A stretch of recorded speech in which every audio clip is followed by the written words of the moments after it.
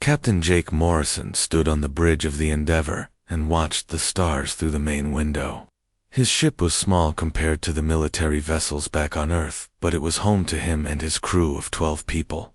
They had been traveling through space for 3 months now, mapping new star systems and looking for planets that humans might live on someday. Dr. Lisa Carter walked up beside him holding a cup of coffee. She was the ship's doctor and had become Jake's closest friend during their long journey. Her brown hair was tied back, and she looked tired from working late in the medical bay. "Any interesting planets in this system?" she asked, while taking a sip of her coffee. Jake shook his head. "Just gas giants and some rocky worlds too close to the star. Ben thinks we should move on to the next system tomorrow." Ben Taylor was their communications officer. He was young and always excited about finding new things in space. At 25, he was the youngest person on the crew, but he was very good at his job. Alex Rodriguez came onto the bridge, carrying a data pad. He was head of security and a former soldier. His job was to keep everyone safe during their mission. "Captain, we're picking up some strange readings on the long-range scanners." Jake turned around. "What kind of readings?" "Something big. Really big. About 2 million kilometers away from us. It's moving in our direction." Dr. Carter put down her coffee cup. "Could it be a ship?" Alex looked at his data pad again. "If it is, it's bigger than anything we've ever seen. Much bigger than our largest ships back home." Jake felt his heart beat faster. In all their time exploring space, humans had never found any signs of alien life. They had discovered many planets, but no cities, no technology, no radio signals. The idea that they might be the first humans to meet aliens was both exciting and scary. "How long until it reaches us?" Jake asked. "About 6 hours at its current speed," Alex replied. Jake thought for a moment. "Wake up the rest of the crew. I want everyone at their stations. Ben, try to send a signal to that thing. Use all frequencies. If there's anyone inside it, maybe they'll respond." Ben nodded and hurried to his station. The next few hours passed slowly. The crew took turns watching the strange object get closer and closer. It didn't look like any ship they had ever seen. It was made of what looked like crystal, and it reflected the light from the nearby star in beautiful colors. When the alien ship was close enough to see clearly, everyone on the bridge stopped talking. It was enormous. Their own ship could have fit inside it hundreds of times. The crystal structure was smooth and flowing like it had been grown instead of built. Captain Ben called out suddenly, "I'm getting a signal. It's coming from that ship." "Put it on the main screen," Jake ordered. The screen flickered and then showed the face of a being unlike anything any human had ever seen. She was tall and graceful with skin that seemed to glow with soft light. Her eyes were large and silver, and her hair moved like it was floating in water. When she spoke, the words came through their translation system in perfect English. "Greetings, humans of the vessel Endeavour. I am Princess Zara of the Villani Empire. I have traveled a great distance to find you." Jake stepped forward. "I'm Captain Jake Morrison. How do you know our language, and how do you know the name of our ship?" Princess Zara's expression was serious. "We have been watching your species for some time, Captain Morrison. We know much about your people and your world. I have come here because my people need your help. We need it desperately." Dr. Carter moved closer to Jake. "What kind of help do you need? My race is dying, Dr. Carter. A plague has infected our people. It has made almost all of us unable to have children. In less than 50 years, the Villani will be extinct unless something is done." Jake felt confused. "I don't understand. What does this have to do with us? We're just explorers. We don't have advanced medical technology." Princess Zara's silver eyes seemed to look right through him. "You have something we need, Captain Morrison. Your genetic material. Your DNA. Our scientists have studied humans for many years. They believe that human genes contain something special, something that could save my people. The bridge became very quiet. Jake could hear the soft humming of the ship's engines and the breathing of his crew. You want our DNA? I want your DNA, Captain Morrison, specifically yours. Our tests show that you have the genetic patterns we need most. I am asking you to come with me to our homeworld, to help us save billions of lives. Alex stepped forward, with his hand on his weapon. Captain, this could be a trap. Princess Zara held up her hand. I understand your fear, Security Officer Rodriguez, but I speak the truth. My people are honorable. We will not harm Captain Morrison, or any of your crew. Jake looked at Dr. Carter, and then at his other crew members. Even if what you're saying is true, how do we know this will work? How do we know that human DNA can really help your people? Because our greatest scientists have spent decades studying the problem, Princess Zara replied. Human beings are unique. In this galaxy, Captain Morrison, your species can adapt to almost any environment. You can survive things that would kill most other life forms. This adaptability is in your genes. It is exactly what we need to fight the plague that is destroying us. Dr. Carter spoke up. What exactly would Captain Morrison have to do? He would need to come to our homeworld. Our medical facilities are far more advanced than yours. The process would be safe for him. He would provide genetic material that our scientists would use to create a cure for our people. Jake felt the weight of the decision on his shoulders. And if I refuse, Princess Zara's expression became sad. Then my people will die. All of them. Our civilization will end. Billions of years of knowledge and culture will be lost forever. The bridge was silent again. Jake knew that this moment would change everything. Not just for him, but for all of humanity. They were no longer alone in the universe, and somehow, they had become the key to saving an entire alien race. I need time to think about this, Jake said finally. Princess Zara nodded. Of course, Captain Morrison. But please, remember that time is something my people do not have much of. Every day we wait, more of my people die. I will give you until tomorrow to decide. The screen went dark, and the bridge felt very empty. Jake looked at his crew and saw his own shock reflected in their faces. In less than one day, everything they thought they knew about the universe had changed, and now the fate of an entire alien civilization might depend on what one human captain decided to do. Jake Morrison had barely slept during the night. He walked around his small cabin thinking about Princess Zara's request. Dr. Carter had knocked on his door 3 times, but he had asked her to leave him alone. He needed to think without anyone else's opinions getting in the way. When morning came, Jake called his senior crew to the meeting room. Dr. Carter sat across from him looking worried. Ben Taylor kept checking his datapad nervously. Alex Rodriguez had his arms crossed and looked angry.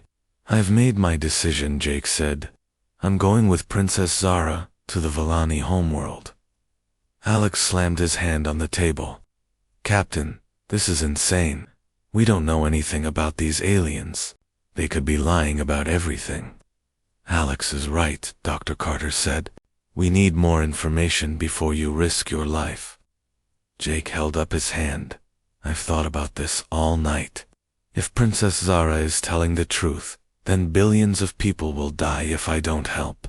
If she's lying, then at worst I die trying to do the right thing. I can live with those odds.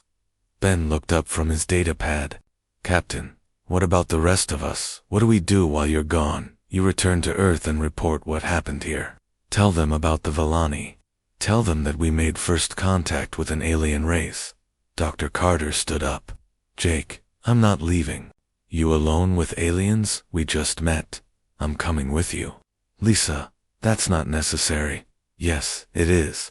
You'll need a doctor you trust, and I want to see their medical technology for myself.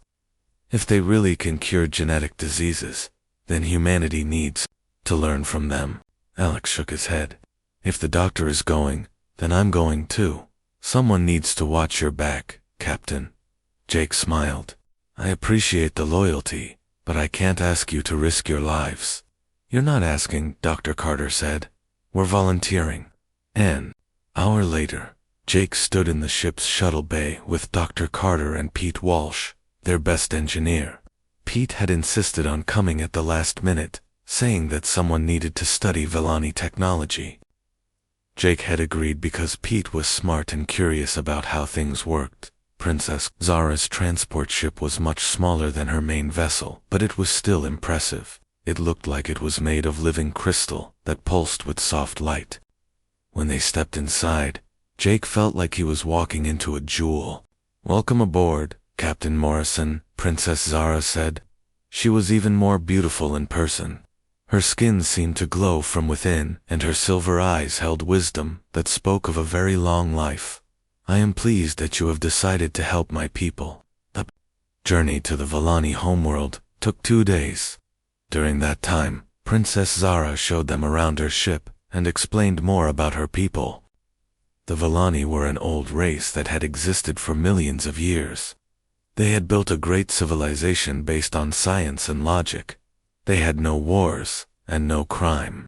Everyone worked together for the good of all. "It sounds like paradise," Dr. Carter said as they sat in the ship's main room. Princess Zara's expression became sad. Perhaps it was too perfect. "When the plague came, we had no experience with suffering. We did not know how to fight against death. Your species is different. Humans have always struggled to survive. That struggle has made you strong in ways we never imagined." Pete was studying a wall panel that seemed to respond to touch. "How does this work? It's like the ship is alive." "In a way, it is," Princess Zara explained. "We grow our technology instead of building it. Everything you see was once part of a living organism that we modified for our needs." When they reached the Villani homeworld, Jake couldn't believe what he saw. The planet was covered with cities that looked like they were made of crystal and light. Tall spires reached into the sky and connected to each other with bridges that seemed to float in mid-air. Gardens filled with strange plants grew between the buildings, and everything glowed with soft colors. "It's beautiful," Dr. Carter whispered.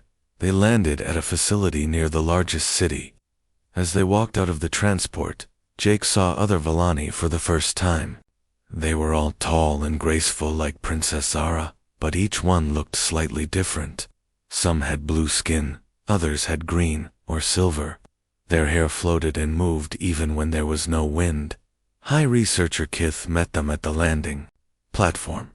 He was older than Princess Zara, and his skin had a golden color. When he spoke, his voice was deep and calm. "Captain Morrison, we are grateful that you have come to help us. I have studied your species for many years. You are fascinating creatures." Jake felt uncomfortable being called a creature, but he didn't say anything. "Princess Zara tells me that you believe human DNA can cure your plague." "Not cure exactly," Kith explained as they walked toward a large building, "but it can give us the ability to fight it. Your genetic code contains what we call chaos factors, random elements that allow rapid adaptation to new threats. We Villani bred those factors out of ourselves long ago in our quest for perfection. Now we need them back." Dr. Carter was looking around at everything with wonder. "How long have you been studying humans?" "Since your species first developed agriculture," Kith replied. "We have watched your progress with great interest. You are the only race we have found that combines intelligence with such strong survival instincts." They entered the research facility, and Jake was amazed by what he saw. The walls were covered with displays showing genetic patterns and medical data. Villani scientists moved quietly between machines that hummed with energy. Everything was clean and bright and organized. "This is where we will work," Kith said, leading them to a large room with a bed in the center. Strange devices surrounded the bed, and cables of light connected everything together. "The process is simple and safe. We will take samples of your genetic material and study them. Then we will create a treatment that can restore fertility to our people." Pete was staring at one of the machines. "How does this work? I don't see any wires or circuits." A young Villani scientist approached them. I am researcher Vex. I can explain our technology to you, human engineer. We use bioelectrical systems. Instead of metal and silicon, everything is grown and programmed at the cellular level. Jake walked over to the bed and looked at the devices around it. How long will this take? Several days for the initial samples, Kith explained. Several weeks to develop the treatment. Several months to test it properly. Dr. Carter frowned. Months, that seems like a long time for genetic sampling. Kith looked at Princess Zara before answering. There is something we have not told you yet, Dr. Carter. The process is more complex than simple genetic sampling. We need to understand not just human DNA, but human biology as a complete system. Your emotions, your brain chemistry, your social bonding patterns, all of these things affect how your genes work. Jake felt a cold feeling in his stomach. What exactly are you saying? Princess Zara stepped forward. We need you to stay here, Captain Morrison. Not just for a few days or weeks. For however long it takes to save my people. You would become part of our research, part of our community, part of our future. The room became very quiet. Jake looked at Dr. Carter and Pete and saw his own shock in their faces. This was much more than they had expected. Princess Zara wasn't just asking for his help. She was asking for his life. I need to think about this, Jake said finally. Of course, Princess Zara replied. We have prepared quarters for you and your companions. Take all the time you need. But please remember that, while you think, my people continue to die. As they were led to their rooms, Jake realized that coming to the Villani homeworld had been the easy part. Now he had to decide whether he was willing to give up everything he had ever known to save a race of aliens he had just met. The decision would affect not just him, but all of humanity's future relationship with the stars. Jake spent 3 days in his quarters, thinking about Kith's request. The room was beautiful, with walls that showed images of peaceful landscapes, and a bed that adjusted itself to his body. But he felt like a prisoner, even though no one was stopping him from leaving. On the 4th day, Princess Zara came to visit him. She knocked on his door and waited for him to invite her in. When he opened the door, she was holding a tray with food that smelled wonderful. I thought you might be hungry, she said. You have not been to the dining hall since you arrived. Jake let her in, and they sat at a small table by the window. Outside, he could see Villani people walking through gardens filled with plants that glowed like stars. Children played games that involved floating objects in the air with their minds. Your people have telepathic abilities, Jake said, watching the children. Minor ones, Princess Zara replied. We can move small objects and sense emotions from others. It helps us work together and understand each other better. Jake took a bite of the food. It tasted like fruit, but with flavors he had never experienced. Can you sense what I'm feeling right now? Princess Zara was quiet for a moment. You are afraid, confused, angry that we did not tell you everything from the beginning. But you are also curious about us and concerned for my people. You're right about all of that, Jake admitted. I came here thinking I would just give you some DNA samples and go home. Now I find out you want me to stay here permanently. I understand your anger, Captain Morrison, but we did not lie to you. We simply did not explain everything at once. Your human minds work differently than ours. You make decisions based on emotion as much as logic. We thought too much information at once would overwhelm you. Jake put down his fork. What would happen to me if I stayed? Would I ever see Earth again? Would I see my family? Princess Zara's silver eyes became sad. That would depend on many things. The success of our research, your own wishes, the relationship between our peoples. But I will not lie to you now. The research we need to do would take many years. Years. Jake stood up and walked to the window. My sister is getting married next month. My parents are getting old. I might never see them again. I know the sacrifice we ask is great, Princess Zara said softly. But consider this, Captain Morrison. If our research succeeds, your sacrifice could lead to an alliance between our peoples. Humans could gain access to technology that would improve life for everyone on Earth. Your people could travel to the stars more easily. Disease and hunger could become things of the past. Jake turned around to look at her.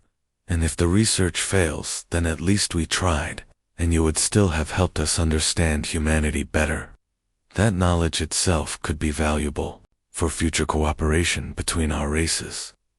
Dr. Carter knocked on the door, and Jake let her in. She had been spending her time in the Villani medical facilities learning about their healing techniques. Her eyes were bright with excitement. Jake, you need to see what these people can do. They showed me how they repair damaged organs by encouraging the body to regrow them. They have medicines that can extend life for hundreds of years. They can cure diseases that kill millions of humans every year. Princess Zara smiled.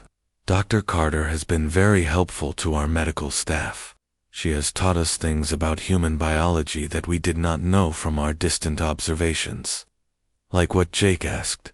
Dr. Carter sat down at the table. Like how human emotions affect our immune system. The Villani have always been logical and calm. They don't understand how fear and stress can make humans sick, or how love and hope can help us heal faster. This is part of why we need Captain Morrison to stay, Princess Zara explained. We need to understand the complete human experience. Not just your genetics, but your emotions, your relationships, your way of thinking. All of these things work together to create the adaptability we need. Pete Walsh appeared in the doorway, holding a device that looked like a crystal flower.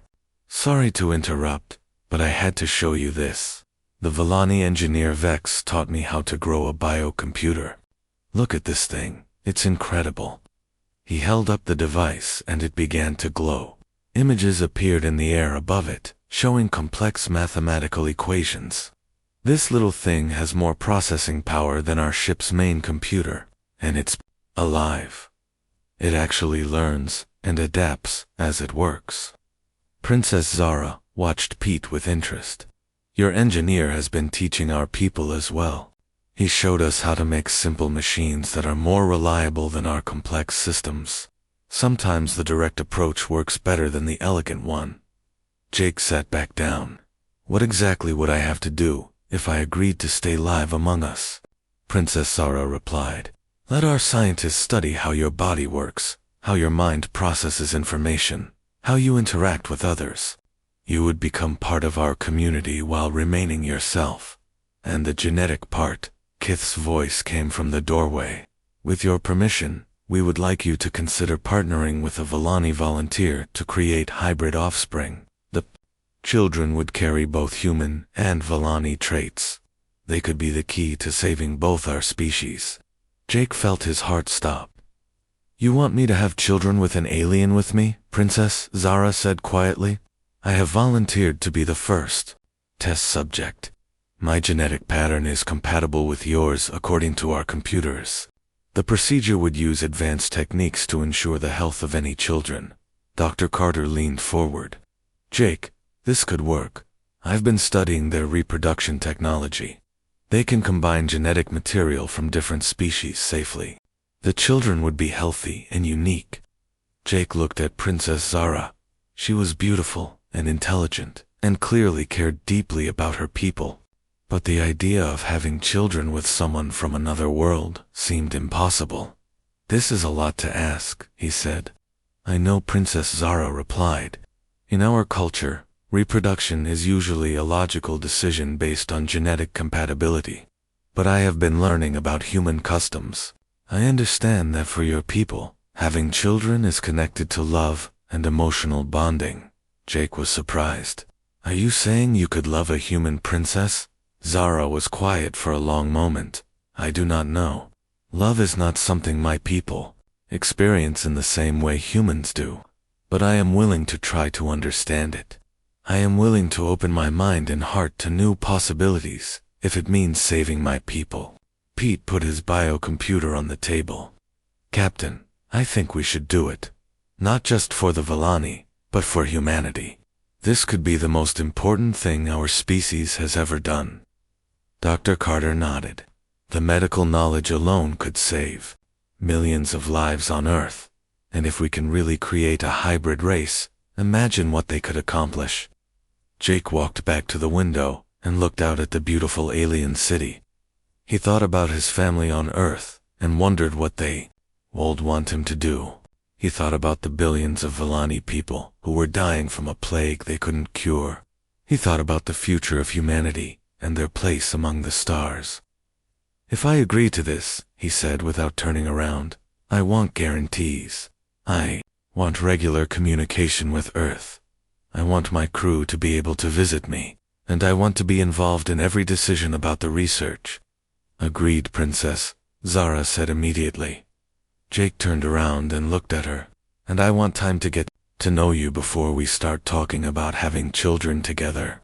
If we're going to do this, I want to do it right. Princess Zara smiled for the first time since he had met her. I would like that very much, Captain Morrison. Call me Jake, he said. If we're going to save the galaxy together, we might as well be friends. As they talked late into the night about their plans and hopes and fears, Jake realized that he was no longer just making a decision about helping an alien race. He was choosing to become part of something bigger than himself. Something that could change the future for both humans and Vellani forever. 6 months had passed since Jake decided to help the Vellani people. During that time, he had learned their language and customs, while Princess Zara had studied human emotions and behavior. They spent hours together each day, talking about their different worlds and trying to understand each other. Jake found himself looking forward to their conversations. Princess Zara was not just beautiful and intelligent, she was also kind and funny in ways he hadn't expected. She asked questions about human music and art and food that made him think about his own culture in new ways. Why do humans cry when they are happy? She asked one afternoon as they walked through the crystal gardens. Jake smiled. I never really thought about it. I guess strong emotions just need a way to come out, whether they're good or bad. Princess. Zara touched a flower that began to glow brighter. We Vellani do not cry. We express our feelings through changes in our skin color and by sharing emotions telepathically with others. What color do you turn when you're happy? Jake asked. Princess Zara's skin took on a warm golden glow, like this. And when you're sad, her skin became a soft blue color. The darker the blue, the sadder the emotion. Jake reached out and touched her hand. What color is this? Princess Zara looked down at their joined hands, and her skin turned a pale pink color. I do not know. This is a new feeling for me. Dr. Carter had been working with the Vellani medical team to prepare for the genetic procedure. She came to find Jake and Princess Zara in the garden with news about their progress. We're ready to begin the first phase, she announced. Kith and his team have developed a method to safely combine human and Vellani genetic material. The process will take several weeks, and we'll need to monitor everything carefully. Jake felt nervous. Is it dangerous? There are always risks when trying something new, Dr. Carter admitted. But the Vellani medical technology is far ahead of ours. They can detect and fix problems at the cellular level before they become serious. Princess Zara squeezed Jake's hand. I am not afraid. If this procedure can save my people, then any risk is worth taking. The first part of the procedure took place in a room filled with machines that hummed with gentle energy. Jake lay on a bed while Vellani doctors used devices that looked like living crystals to scan his body and collect genetic samples. The process didn't hurt, but it felt strange, like tiny electric currents running through his skin. Princess Zara was in a similar bed nearby. The doctors were preparing her body to accept the hybrid genetic material they would create. Her skin glowed with different colors as the machines worked on her.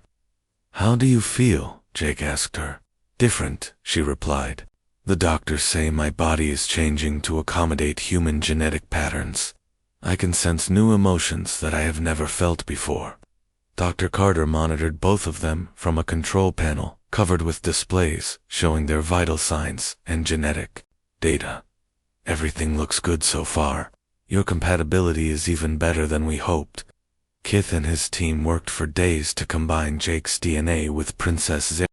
They used technology that could manipulate genetic material, one molecule at a time.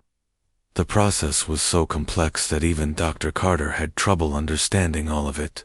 We are not just mixing your genes together, Kith explained to Jake. We are creating something entirely new. A genetic pattern that contains the best aspects of both species, while avoiding the weaknesses of either. Pete Walsh had been studying the biocomputers that the Villani used for their research. Jake, you should see the calculations they're doing. They're modeling how every single gene will interact with every other gene. It's incredible. On the 10th day of the procedure, something unexpected happened. Princess Zara began experiencing human emotions for the first time. She woke up crying and didn't understand why. What is happening to me? She asked Dr. Carter, who was monitoring her condition. Your brain chemistry is changing, Dr. Carter explained. The human genetic material is activating emotional centers that Villani normally don't use. You're feeling things the way humans do. Jake sat beside Princess Zara's bed and held her hand. It's okay. Emotions can be overwhelming at first, but they're not dangerous. I feel so much, Princess, Zara said, tears streaming down her face. Joy and fear and hope and sadness all at the same time. How do humans function with all of these feelings? We learn to manage them, Jake said gently, and we help each other through the difficult times. The changes in Princess Zara created a crisis among the Villani leadership. Some of them saw the human emotions as a contamination that threatened their logical way of life. Others viewed it as an evolution that could make their people stronger. High Council leader Thane came to the medical facility to observe Princess Zara's condition. He was very old, and his skin had a silver color that showed his age and wisdom. This was not what we expected, he said to Kith. We wanted to cure our fertility problem, not change our fundamental nature. Perhaps change is exactly what we need, Kith replied.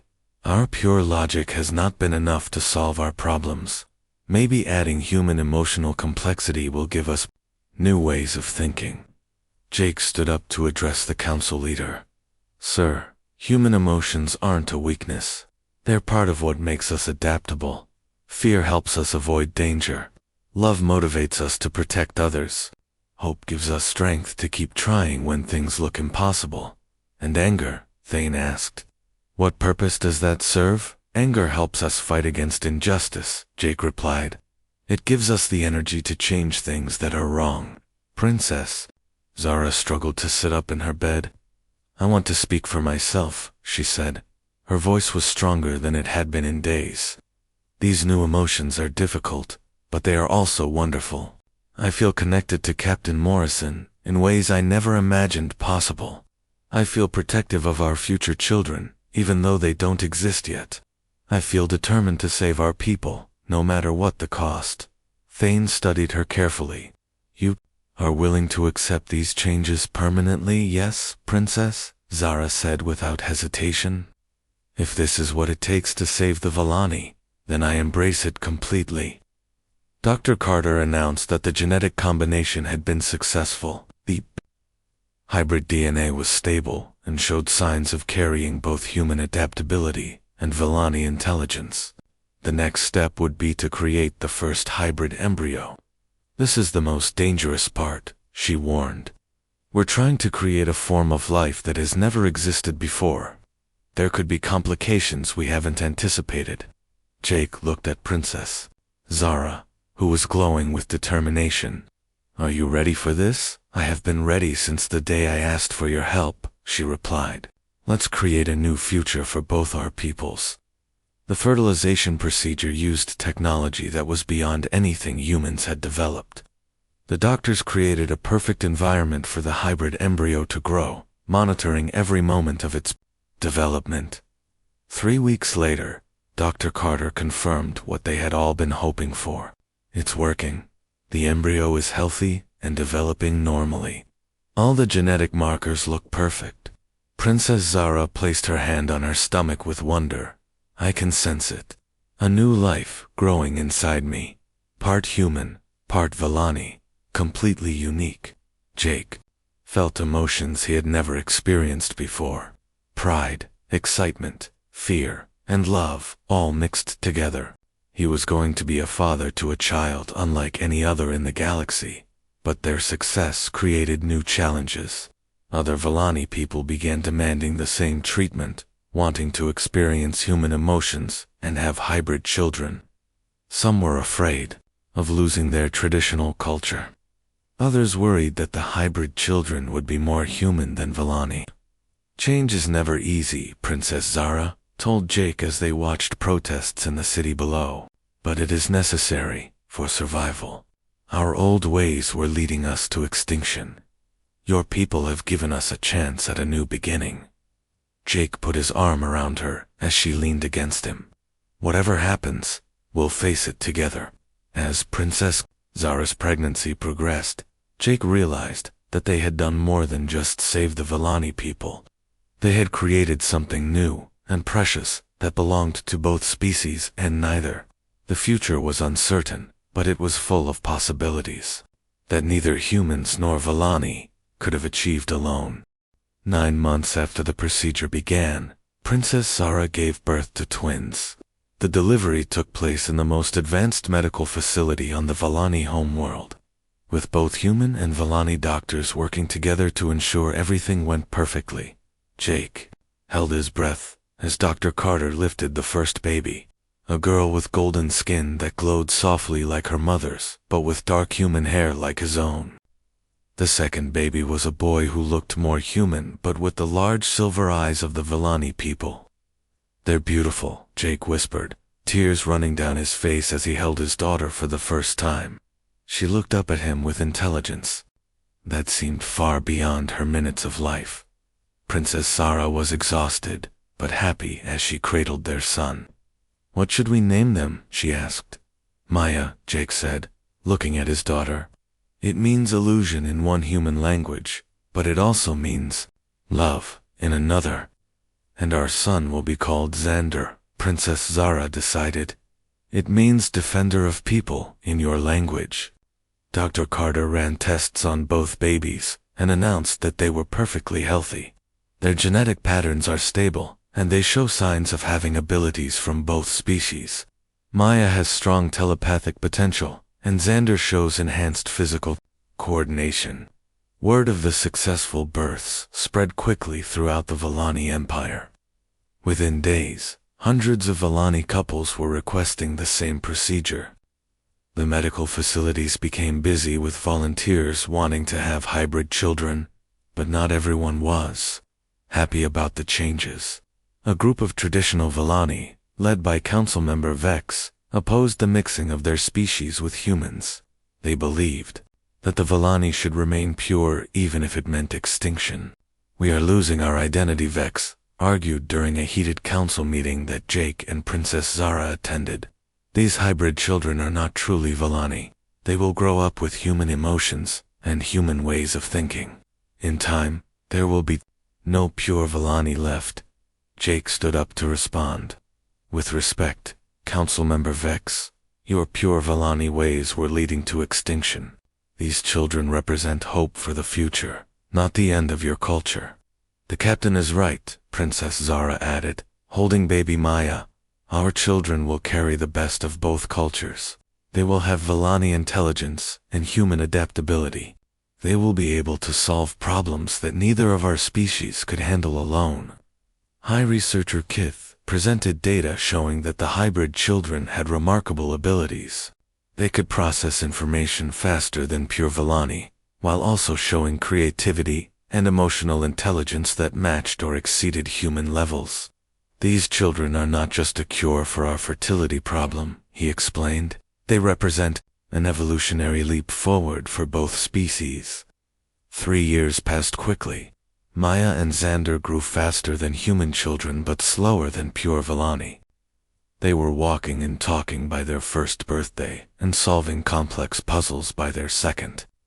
They played with both human toys that Jake had requested from Earth and Vellani. learning devices that responded to their thoughts. Jake established regular communication with Earth and had convinced his government to send a diplomatic mission to the Villani homeworld. Ambassador Kate Wilson arrived with a team of scientists and diplomats, eager to learn from the Villani and establish formal relations between the two species. Captain Morrison, you've created something remarkable here, Ambassador Wilson said, as she watched Maya use telepathy to move a toy across the room, while Xander built a complex structure with blocks that glowed when touched. These children could be the key to a new era of cooperation between humans and Villani. Dr. Carter had spent the 3 years documenting the development of the hybrid children and working with Villani doctors to refine the procedure. Hundreds of hybrid babies had been born, each one unique but carrying the combined strengths of both species. The fertility problem is completely solved, she reported to the diplomatic team.